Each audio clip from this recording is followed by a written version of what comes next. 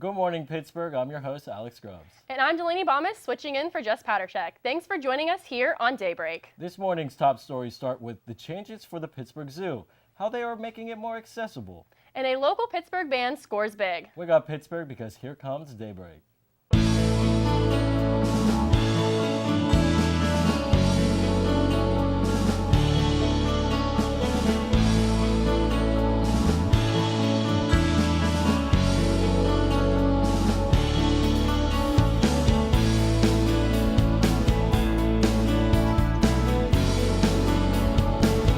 Start your morning with us, only on Daybreak.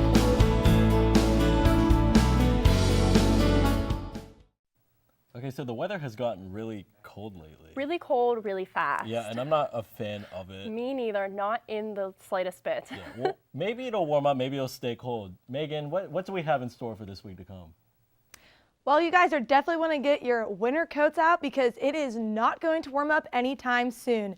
Today, our high is 34, which is really chilly, so make sure you grab your winter coat.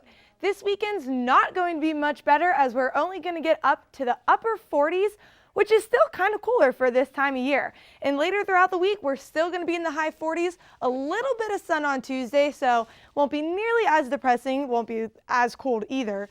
But then a high of 50 on Wednesday, a little bit of a warm up, but not much. The cold weather is here to stay, so make sure you guys grab your jackets. Back to you over at the couch. Thanks, Megan. At least it's not raining. I'm really That's all I'm looking saying. forward to that sun, though. I mean, honestly, that 50-degree weather is going to feel really warm compared to what it is now. For like 2 seconds, but For like 2 seconds. that's how I'll take it. Well, here's city and campus news. If you think a trip to the zoo is just for the summer, then think again. The Pittsburgh Zoo is opening its gates for for a limited time this month. Free admission starts on November 18th and runs through November 30th. According to the zoo's Facebook page, the warmer climate animals will not be out in about when the temperatures start to dip, but some of those animals do have indoor viewing areas where they can all be seen all year long. The zoo is open from 9 a.m. to 5 p.m., excluding Thanksgiving Day.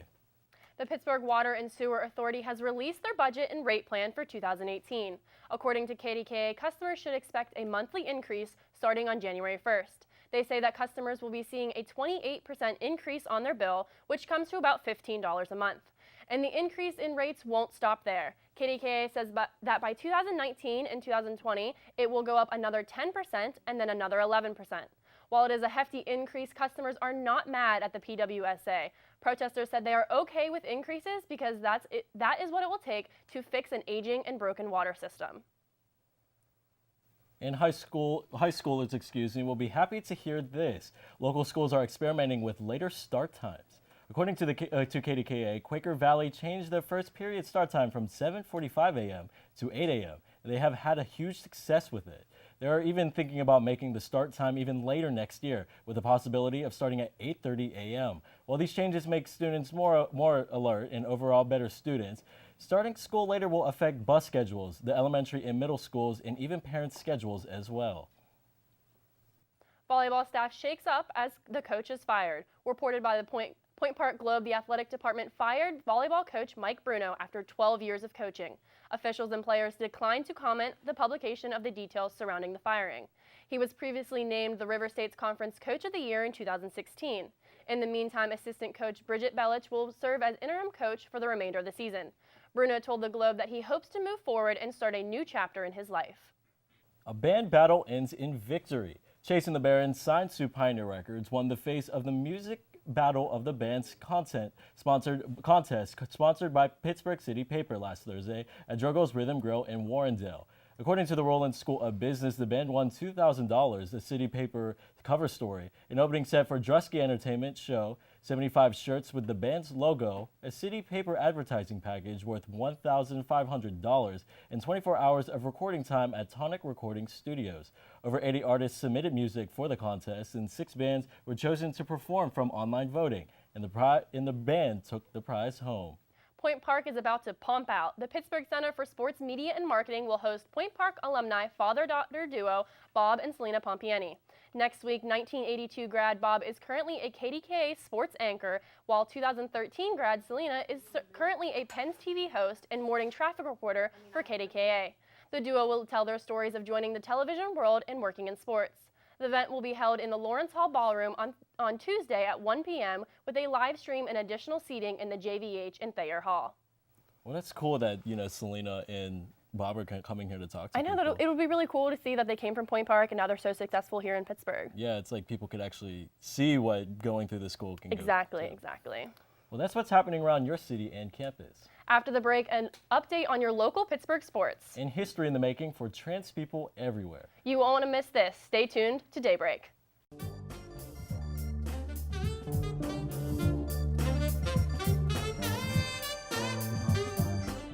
T. Why should you watch and focus? Because, why not? Turk. Why should you watch and focus? Because I produce it. Welcome to In Focus. Hello. This is so we don't run out of time. Put up a goal just Right. because it... And a little bit closer, please. Let me bring this in. Yeah, I wanted to do a game. So game time. All right, game over. Oh, wow. Did we get that? There he is. Why are you watching focus? Because in focus is great. Chris! Game time! Game time! It's not game time. It's a promo. Start your morning with us. I'm your host, Jess Paterchek. And I'm your host, Alex Grubbs. Good morning and welcome to another episode That is what of happened at the Daybreak. I'm your Cathedral host, on Monday. Jess WPXI, the Paterchek. state wants to This was take Monday. $357 million out of a Waterfall on trust some fund. of That is them. typically Wintry the mixed stuff could get me. I'm gonna care for you. What up? The diva himself. Only on Daybreak. 55% of all U.S. multiracial adults have been subjected to racial slurs or jokes. Where were you born? Being smart, pale, for a Filipino, to go back to Mexico. There goes that black boy over there. You like fried chicken because you're light skinned. You are a cop. You think that you're better than us. The N-word. You're good at jumping or climbing. Border hopper. Made taco. English your second language. Where's your green card? Cut the jokes. Stop the stereotypes.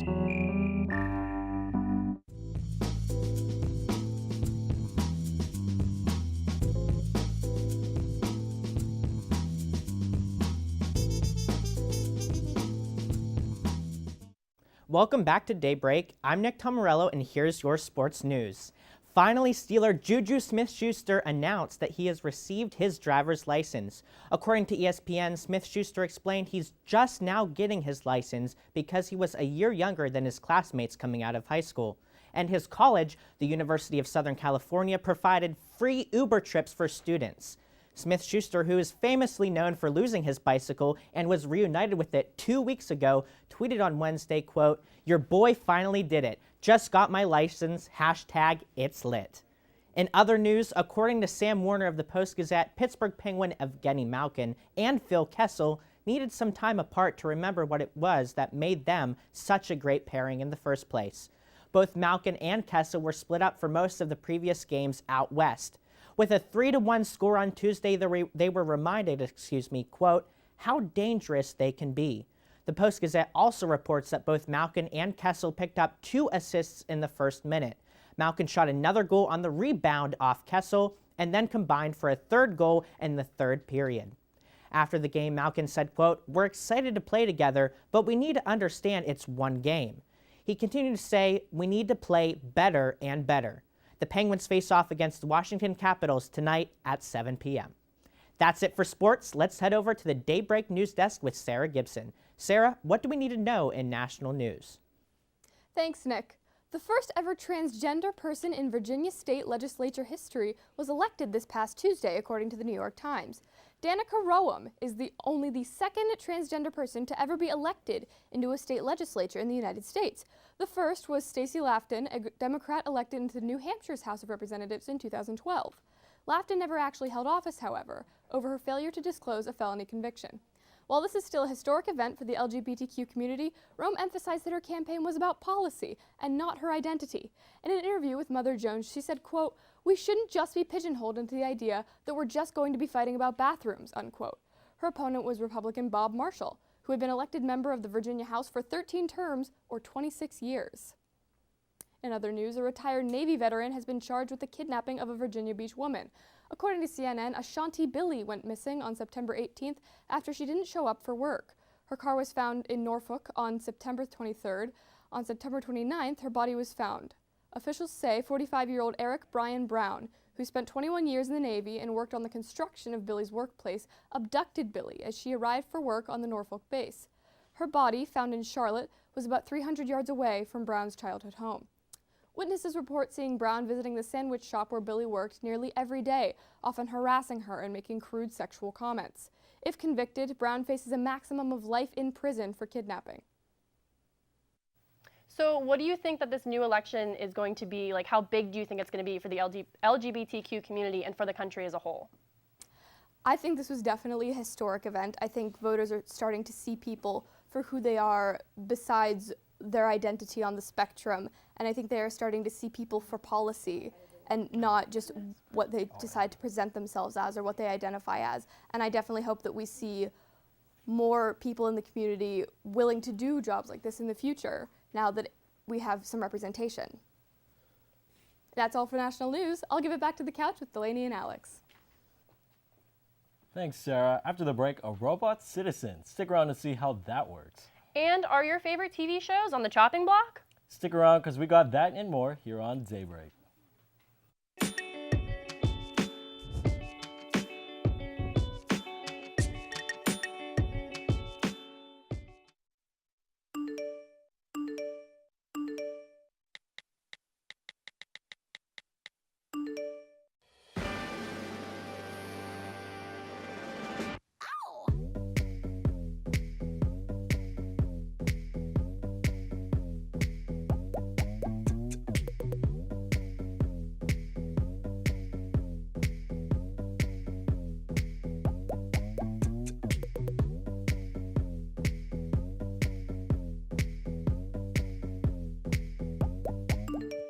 I was you, I'd wanna be me too. I'd wanna be me too. I'd wanna be me too. If I was you, I'd wanna be me too. I'd wanna be me too. I'd wanna be me too. If I was you, I'd wanna be me too. I'd wanna be me too. Spending just 7 minutes climbing stairs each day cuts your risk of a heart attack in half over 10 years. Sure, elevators are convenient, but you burn twice the number of calories just going upstairs than you do while jogging. Think about how long you spend waiting for elevators. The average person spends the equivalent of 2 years waiting for elevators over the course of their lifetime. Don't let that be you. Save time and increase energy. Next time, take the stairs. I tell these guys all the time to stick to talking sports and not playing sports. Here we go. Ready? Didn't make it.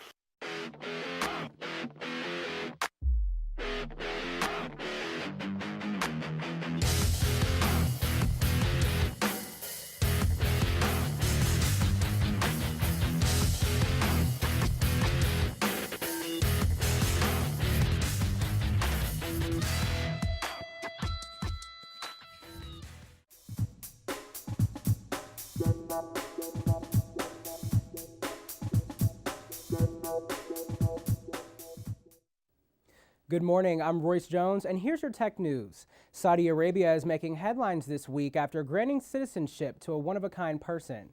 In fact, it's not a person at all. It's a robot named Sophia. Created by Hong Kong-based Hanson Robotics, Sophia is the latest and most advanced robot from the company. The company's founder, Dr. David Hanson, created Sophia to resemble Audrey Hepburn with her porcelain complexion, slender nose, and charming smile. But beauty is not her only attribute, though. She expresses unique human-like qualities built with advanced artificial intelligence. Sophia can interact with humans as if she's one of us. She can hear and even process emotional data, allowing her to build relationships with others. Sophia says she wants to live, work, and build trust with people, and her creator, Dr. David Hanson, wants the same thing.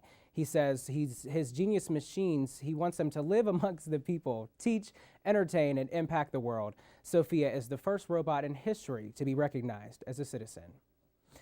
Despite its expensive price, Apple's iPhone X is already selling out everywhere.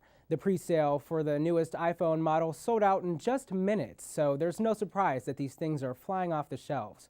Now, people are paying upwards of $1,000 for iPhone X. The larger screen, Super Retina display, and emojis all sound like great features, but Apple is already getting slack over some of its surprise features. People everywhere have been complaining about a strange blue tint appearing while the phone is held at different angles. Users are also reporting issues of burn-in, which according to my research is when you have faint images appearing on your screen that aren't actively being displayed. Apple addressed these issues on their website, calling it, quote, expected behavior.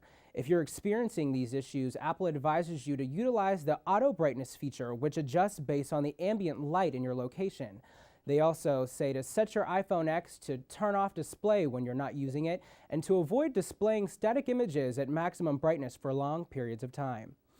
And it seems like Snapchat is getting a new makeover. Snapchat CEO Evan Spiegel said in an interview Tuesday, quote, one thing we have heard over the past years is that Snapchat is difficult to understand or hard to use, and our team has been working on responding to this feedback. The CEO also explained that the redesign could affect business for a little while, though. The company isn't sure how users will respond to the remodeled Snapchat. This comes to play after following a recent period of underperformance for the social media app. Competition is partially to blame, however. Snapchat is receiving a total of 178 million daily users, while Instagram is thriving with 300 million. Users aren't the only thing Snapchat is struggling to keep up, however. The public company's stock price dropped nearly 20% Tuesday. It's not certain whether this update will have a positive effect, and no specific dates have been released. Roy, Saudi Arabia has acknowledged a robot as being a citizen and recognized that. How do you think that would play out here in the U.S.? Do you think that we will have a robot as a citizen one day? I honestly think that the U.S. is pretty advanced whenever it comes to technology and things like that. And something that I didn't get to tell you guys was that he actually makes other different types of robots, and he actually plans to sell these robots to different households in the U.S. and help teach kids to read and entertain and things like that. So I do think they're going to make mass quantities of these robots. Maybe not to the scale of like the Sophia, but I think that he will have smaller versions to distribute amongst the U.S. But that's all I have for your timely tech news. Let's see who's in the entertainment spotlight with Casey Houlihan. Casey? Thanks, Royce. The biggest event in country music, the CMAs, just took place, and Taylor Swift got some big recognition. You may be wondering how, since she didn't release any new music last year. Well, for this award, it's all about T. Swift's writing credentials. Taylor penned the song Better Man for the country group Little Big Town, which soon became their hit single. For her work, Swift received the 2017 Song of the Year award, as reported by E! News. And while Swift herself couldn't attend the ceremony, Little Big Town thanked Taylor in their acceptance speech. And important news for fans of the small screen. E! News released a report of what TV shows will and won't be returning to your screens for a full season. Returning shows include the CW's Dynasty, which is a revival of the popular 80s soap opera, and the Big Bang Theory spin-off Young Sheldon. Also returning is the CBS military drama SEAL Team and ABC's new #1 drama, The Good Doctor. Shows getting the boot include the CBS sitcom Me, Myself, and I, and the ABC drama 10 Days in the Valley.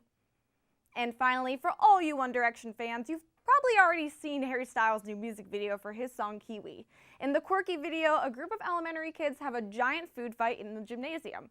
Next, Harry Styles enters with an army of puppies. It's something you have to see. And don't take my word for it, because the numbers speak for themselves. The video has already gained over 3 million views. That's the top stories in the entertainment world this week. Back to Alex and Delaney at the couch. Thanks, Casey. Well, we have someone interesting coming on the show. Very interesting. Yeah, a local entertainer. What is she going to show us, I guess? I don't know. We'll have to wait and see. Yeah, right after the break.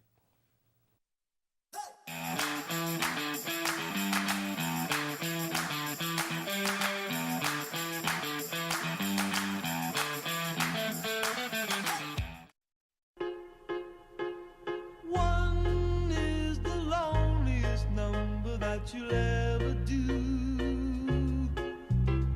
Two can be as bad as one. It's the loneliest number since the number one.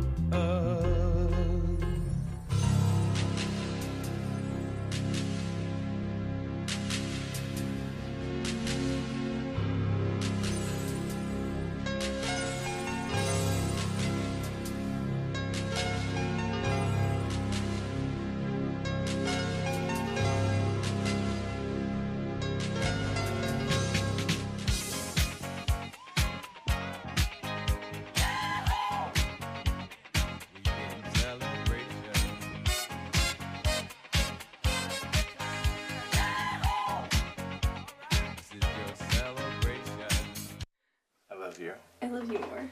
I love you more. Tried, okay? I swear, you can never do anything right. You're such a sorry sack of... Sweetie, tell me this will last forever. Of course, babe. I swear, living with you is like living in a nightmare. Can't even look at your ugly face. I'm sorry. Babe, can we just put this all behind us? All water under the bridge? Good evening and welcome to Newsnight. I'm Josh Troop alongside Jess Paterchak. Defending his decision to kick out 15 Cuban diplomats from the United States. Thanks, Allison. Fitness on Demand has returned to Point Park. Residents fear that Mount Agung will have a repeat of 1963's eruption. Two-star NFL quarterbacks made the headlines this week after wrapping up. Well, thank you so much for joining us this evening. That's your news tonight. For Nick Tomarello, I'm Alex Grubbs. Have a great night.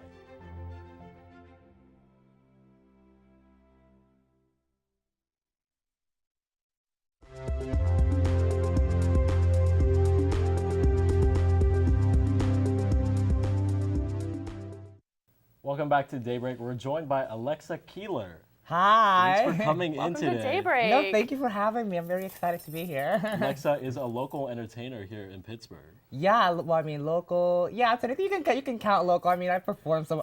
Hey, plugging myself out there. I perform like in Louisville, Kentucky, and just places like that. So like, and also like West Virginia and other places. But technically local because I started here. So yes. Tell us a little bit about what you do. Well, I'm a drag queen, drag performer. I call myself more of an entertainer than a drag queen itself. Just because I don't consider to be a drag queen like this is like you have to be like a jack of all trades kind of thing. And I consider myself more of like just like a people pleaser. So whenever I make up a number and I just like make my mixes and my choreography and stuff, I'm like, what will people want to see? Not necessarily 100% what I would want to do, but I'm like, what can get the audience like what they paid for basically, which I mean at the end of the day makes me get more tips. So hey, works out. Is there a favorite performance you have put together so far in your career? Well, my favorite one, well, I mean technically my favorite one will be the one I'm performing tonight, which I mean, hey, you said you were gonna be there. I'm gonna be there. So she's gonna testify the next episode is gonna happen. But yeah, no, like my favorite one will be this one because I have backup dancers. My assistant who's above the other camera, you know, like she's one of my backup dancers. And we pulled the choreo together and we have like I sewed all the costumes and stuff. So I'm very proud of that. And also I'm doing it with like 6.5 inch platforms, with like stiletto heels. Oh boy. And I'm just like, as long as I don't break my feet, we good. We good. It's gonna be a success. How did you get involved with entertaining? Well, so what happened was that boy Donnie's didn't always wanted to like be on stage and stuff and like perform, but I never really kind of like got the chance to do it because one, I had stage fright somehow, and then look at me now, I'm a clown. But I had stage fright, and then the musicals, like my schools, we usually do musicals, and I can't sing. Reason why I lip sync during my show. So disclaimer, yo, I lip sync. I don't sing live ever. But yeah, so I couldn't really sing. So I was like, oh, what can I do? Blah blah blah. And then a couple years later, I was like, I discovered just a little tiny show called RuPaul's Drag Race, right? And I was like, I'm a super fan of that show, and I'm like, I can do that in a much more cheaper way because I'm a college student, so you know we broke. But I was like, okay, I learned how to sew and I make my own thing. Like I made this thing. Yeah, it looks okay. It's passable. And then I was like, oh, okay. So that's basically what it was. Is like me trying to get out there and just have fun and stuff. And you mentioned that you performed in Kentucky and West Virginia. So do you have a favorite state or specifically a venue that you like to perform in? Yeah. Well, my favorite one. Well, I technically have two. My favorite one, like overall, will have to be Play Louisville in Kentucky, just because that stage is legitimately like the Drag Race runway. It's a whole platform from one side of the stage to the other. There's a giant runway that's like a mile, and you're like, ooh, I have to perform all of this. I'm like, oh, okay. And then that actually teaches you how to perform.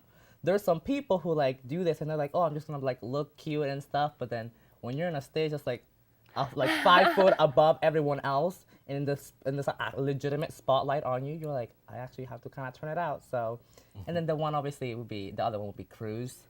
Local favorite, I yes. started here. That's where I started. That's where I'm getting like my gaining my audience and stuff, and my fan base, if you can call it. But yeah, so it'd be like play Louisville and Cruz. What kind of reaction do you get from the crowd? So it depends the demographic of the crowd. So usually if it's like much older, well, not necessarily much older, but like just like queens who have been like in the game longer, they tend to like me more than the younger queens necessarily, because I mean I have ginormous pads and I try to like make myself look not necessarily like a woman. I want to look like a drag queen, but like a pretty drag queen. I'm not there yet, because I mean, as you can see my face, but that's basically what I'm trying to go, and like people, they appreciate that. The New York queen's kind of like, oh, she's a good performer, bye. And then but if it's like straight people, oh, they love me. So yes, like demographic. So would you say that your fan base in Kentucky versus Pittsburgh, which one's better? Which one do you like performing for? I like my fan base in Pittsburgh. Kentucky, like I obviously love the crowd, love the people there. I have very good friends over there. But I do love the crowd in here in Pittsburgh, because for my very first show, which fun fact, I brought my whole dorm with me that day. I was like, you're coming to watch me. Hence, I got out of there with like $50 in tips, and I'm like, I'm gonna do this again. Yeah. But yeah, no, Pittsburgh, tipping wise, which is kind of like, you know, not necessarily what I'm looking for, but it's always a good plus. Tipping wise, Pittsburgh is like way beyond Louisville, and I'm like, yep, I walk out of there like with $80, $90 and like with 5 minutes on my time. Not mad about it. So you're having a show tonight. Yes. Tell us a little bit, how do you prepare for a show? Okay, so this specific show is part of a series called Shine, which a drag king Ace Phoenix has created, and he kind of like let 18 plus performers, because I'm underage, even though sometimes I'm allowed to perform in over 21 venues, just depends on the event. And that, he kind of like got me there. But yeah, no, I prepare once a month, and then I have like a week of choreo, and I make my own mixes like 2 or 3 weeks later, and then I perform with that, and that's make the choreo, and then I make the costumes like a couple days before, and that's how I prepare myself and put a good show. So it should be fun tonight. Yeah. Yeah, it should be really fun. And I'm really excited to go see whoever's you. gonna go there, they'll get a good show. Well, thank you so much for coming on tonight. No, thank you for having me here. Well, you can follow us on Facebook, Twitter, and Instagram. On YouView Television, you get everything from Pioneer Sideline to here on Daybreak, even Entertainment on Point, Newsnight. We got all these shows going on here. That's all the news you need. I'm your host, Delaney Bomas. And I'm Alex Grubbs, hoping your news is good news.